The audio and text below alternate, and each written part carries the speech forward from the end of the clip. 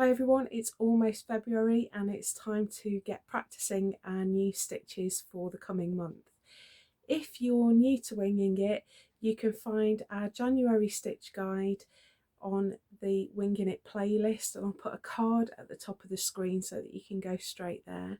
We're going to be working with these stitches during February, and we're going to be learning how to add surface decoration to those stitches to add more interest and texture into our work. So we're going to be looking in February at laced and whipped stitches. So these are worked through our back stitch and running stitch. They are really beautiful stitches. I hope you enjoy them as much as I do. So let's get on with the tutorial. So this month we're going to be looking at threaded stitches or laced stitches, which are worked on the surface of your fabric. So what I've done here, just to get us set up, is stitch some lines of running stitch and back stitch, and we're going to look at different ways to add detail and decoration to these stitches worked on the surface of our work. So we looked at these stitches in our last stitch tutorial video looking at straight stitches, and so if you aren't sure how to do running stitch or back stitch, you can go back and look at that video, and I'll put a card just at the top of the screen so that you can find that easily.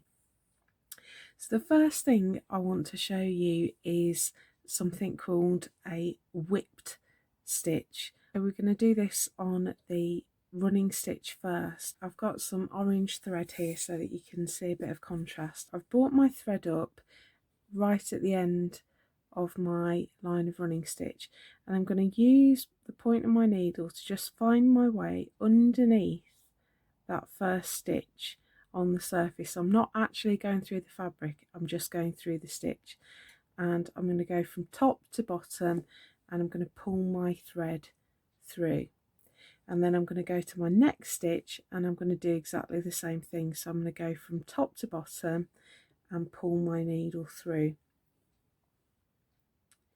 and I'm going to work my way along like that. And what you should be able to see is that my orange thread is filling in the gaps between my running stitches and creating a sort of candy stripe effect.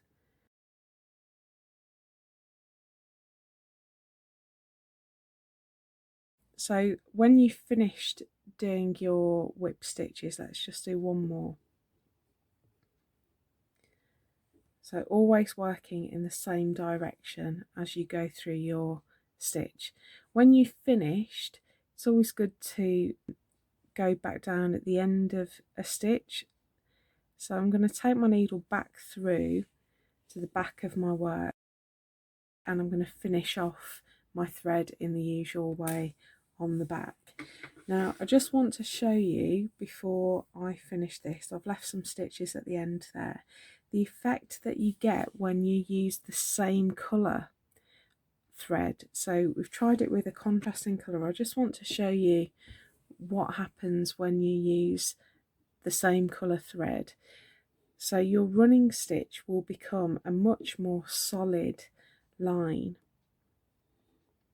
and this is great for outlining or doing borders. It's also really good for lettering if you're doing large letters rather than small, because otherwise you're going to find your thread behaving in a peculiar way. You get a much more solid line when you whip your running stitch with the same colour thread. So it's quite a handy one to have up your sleeve. Let's have a look at the same technique but used with back stitch. So I'm going to start in exactly the same way, bringing my needle up at the beginning of the first stitch, and I'm just going to whip through the surface. And you can see the effect is very similar, but the whips are much closer together.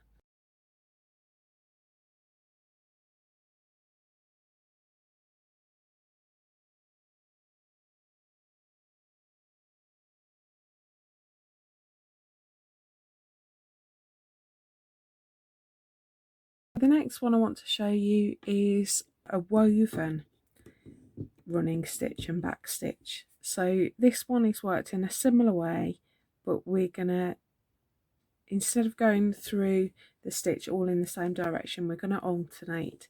So again, I've brought my thread up at the beginning of my first line, and I'm going to go top to bottom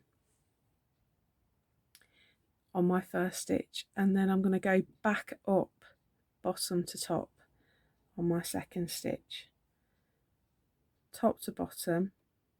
And again, I'm working on the surface, I'm not actually taking my thread through the fabric. So that's a woven or a laced running stitch. So let's once again show you what that looks like if we use the same colour thread.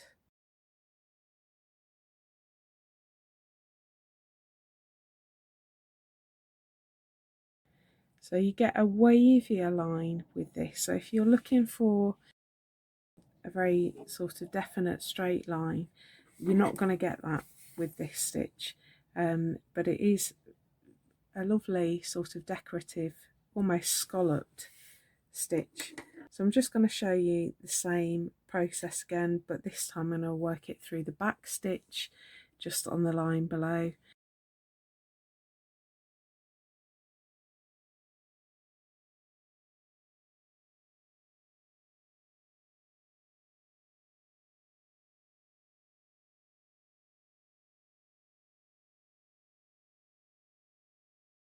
Okay, so we've done a whipped running stitch and a whipped back stitch, and here we've done a laced or woven running stitch and back stitch there. So that's those two techniques.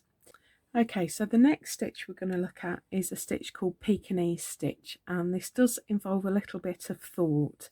It's not difficult, it is just looping, but you just need to think about the order a little bit. So I hope you can see I've brought my thread up halfway along that first stitch and sort of just underneath it, or sort of directly underneath the stitch, and I'm going to start by taking my needle up through that first back stitch that I've made,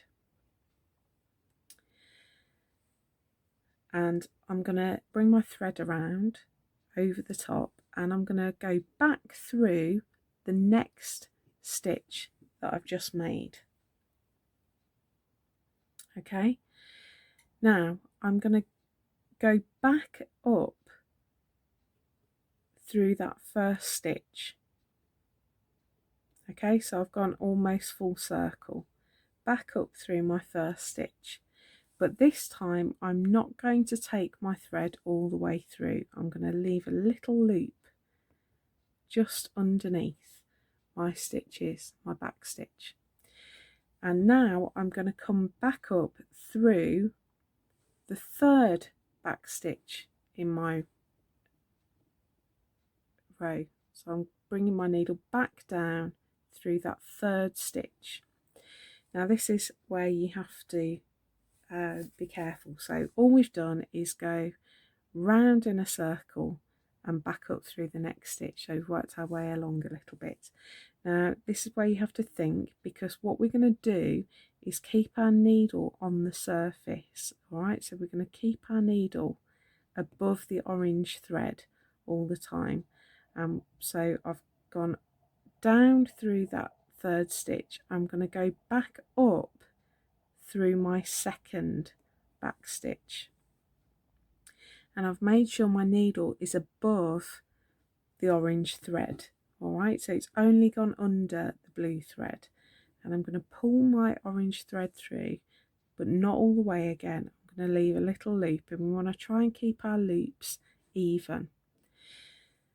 Okay, so I've made another loop, and now I'm going to go back down through the fourth back stitch. So I'm moving along one stitch each time, and it might help you to keep your needle just in that loop so that you don't pull the thread through too far. So we've come back down through stitch number 4. I'm going to go back up through stitch number 3. Alright, so now we've gone back on ourselves, and I'm only going through the blue thread. I'm keeping my orange thread on the top. Alright, so each loop is going to lay over the loop before. So I'm going to pull it through, but not all the way. So I'm stopping while I've still got my loop. Now I'm going to go down through stitch number 5. And again come up through stitch number 4. So on the top I'm going forwards a stitch each time, and on the bottom of my line of back stitch I'm going backwards a stitch. Alright, so now I'm going to go forwards to my next stitch and take my needle down. Now I'm going to go backwards and go back up.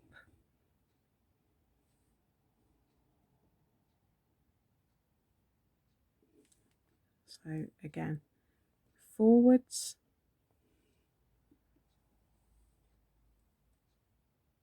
to go down, backwards to go up, and preserve my loop. Forwards to go down, backwards to go up.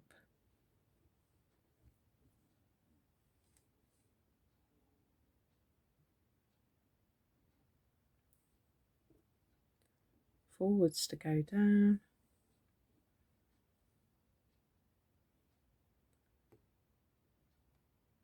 backwards to go up. So you can see we've got a beautiful sort of decorative edge forming there, and you just continue working like that all the way along your line.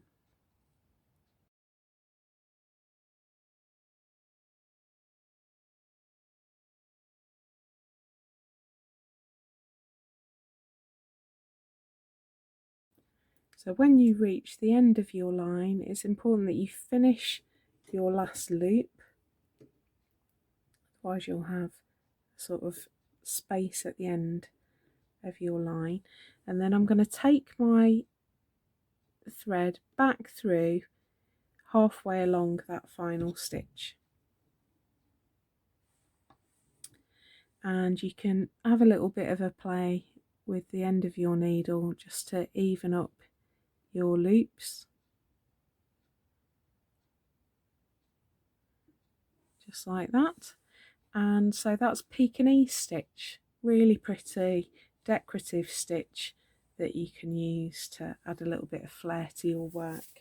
I just want to show you a way of using more than one line of running stitch, because you can create some really lovely effects by lacing between two parallel lines. So I've got 2 lines of running stitch here. I'm going to bring my second thread up in between those 2 lines, and this time I'm going to lace through both rows. So I'm going to go down through those and up through the next pair of stitches, and I'm going to leave a loop there rather than pulling it tight.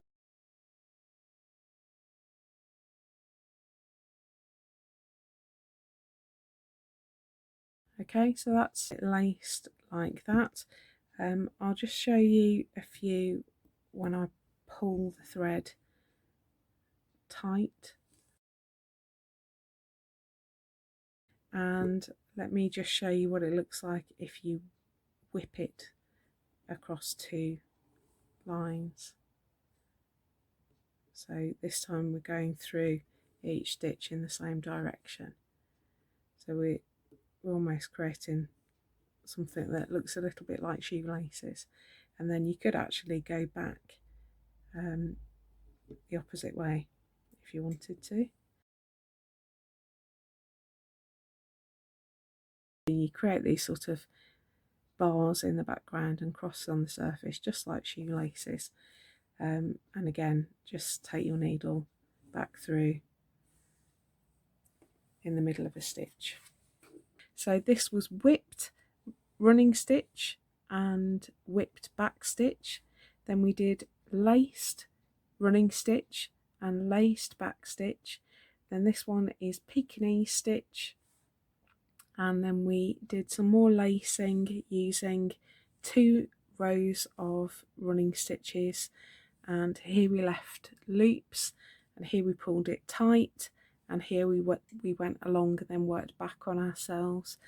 So we've got 3 different decorative effects there. So that's our stitches for this month. Decorative whipped and laced stitches worked on the surface of our fabric using our straight stitch techniques that we learnt in January to create some more decorative surface effects in our work.